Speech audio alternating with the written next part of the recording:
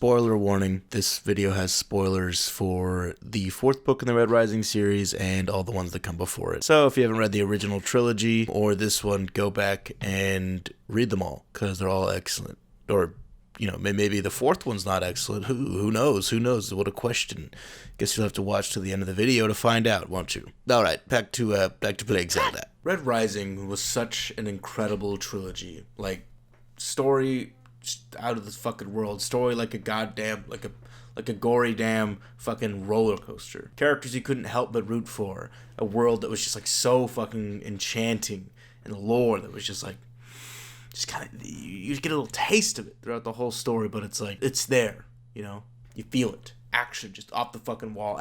Some of the best action I've ever read. It's using the concepts that it's introduced and the lore and the world to craft just the most insane set pieces for action, and it's amazing. And each book is like no longer than 100k words, so it's just fucking boom, boom, boom, super fast, nonstop. It's all the books are as well paced as I think a book really can possibly be. I love them. I love the original trilogy. So Iron Gold had some fucking big-ass shoes to fill, right? Like, big-ass Ronald McDonald clown shoes. And I will say, it did fill them, just not exactly in the way that I expected, right?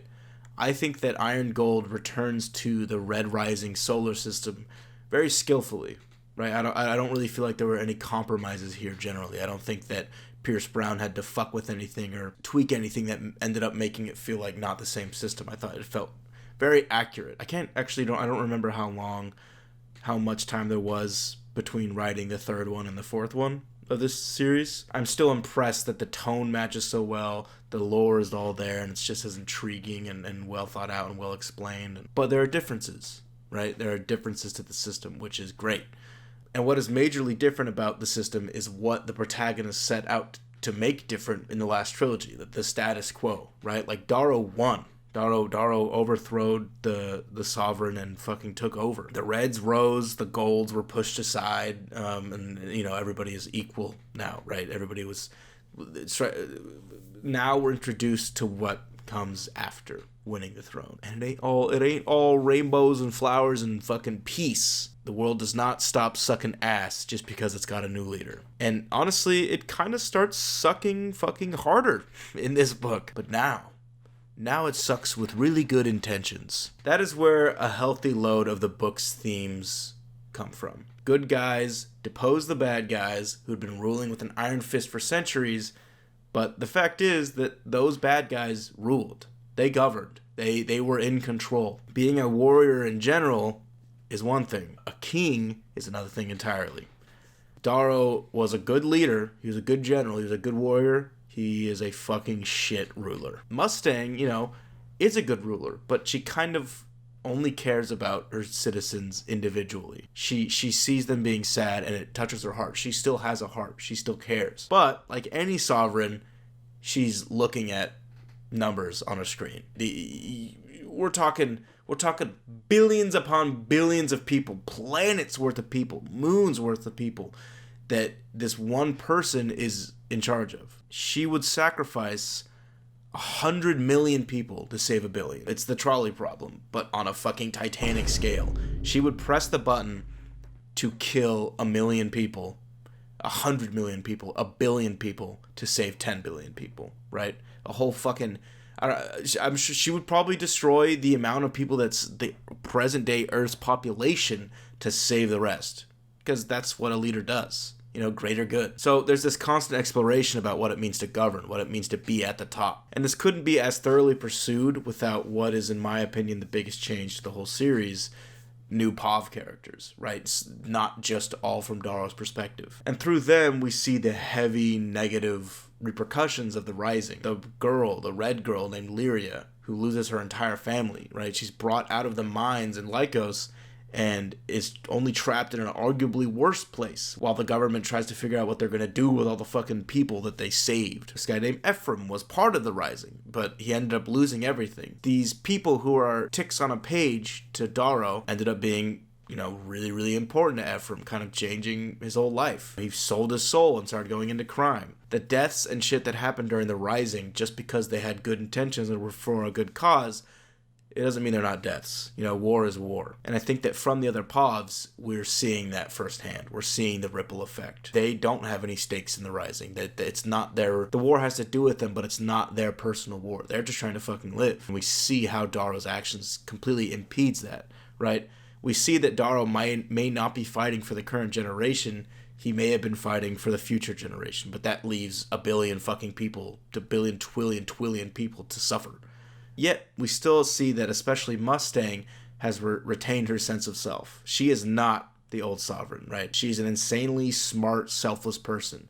She gives us hope that this new republic has a chance. Just kind of like how Darrow did with the Rising. We see someone who's a good dude fighting for what's right. Yet now, Darrow, he's not doing so fucking hot. While he was once like a huge beacon of hope, he's now like this desperate soldier who knows nothing but war in a world where war it should not be happening anymore. He can't think of any like helpful way to govern, so he resorts to violence. This entire book results from his direct mistakes, his direct misjudgments. While Pierce Brown still allows us to indulge in some fucking epic action and set pieces, like incredible set pieces, there's always this air that what Darrow is currently doing is totally like selfish, misguided, and will lead nowhere but fucking down. His plan in this book is a fucking failure. It is a flop. All it does is make shit for the actual government worse. But Darrow at the end still comes out thinking that violence is the answer. Right at the end of this book, we see him re-embrace this monster that he was made into at the start of the last trilogy. We see him like kind of throw away the depression, the hesitancy, the like inner monologue he was having and be like, nah, fuck it. It's time to be the Reaper once again and fuck some shit up. Which is both very sad and like realistic and bums me out for Darrow and all the characters that are, you know, have relation to him. And also really fucking excited. I feel like there's going to be some real cool things. Like, as I said, we indulge in some awesome action and shit in this one. So imagining what Pierce Brown has in store for me in Dark Age. Also, the name Dark Age. That's not good. The theming here is much less invigorating and black and white as the originals. But that was refreshing for me. We've really gone from YA to adult sci-fi, and Pierce Brown gives this book the like length and time that it needs to convey what it should. It really doesn't stand on its own. It is a setup for a wider, beefier story. Comparatively, it is a slow burn. It's still pretty fast, but not nearly as fast as the originals. This is a book that knows there are going to be more. It knows that it doesn't have to sell people, right? We went from fucking blasting through the solar system to well and truly like exploring it. Which is exactly what I think a sequel trilogy or a fucking quartet, apparently, should be.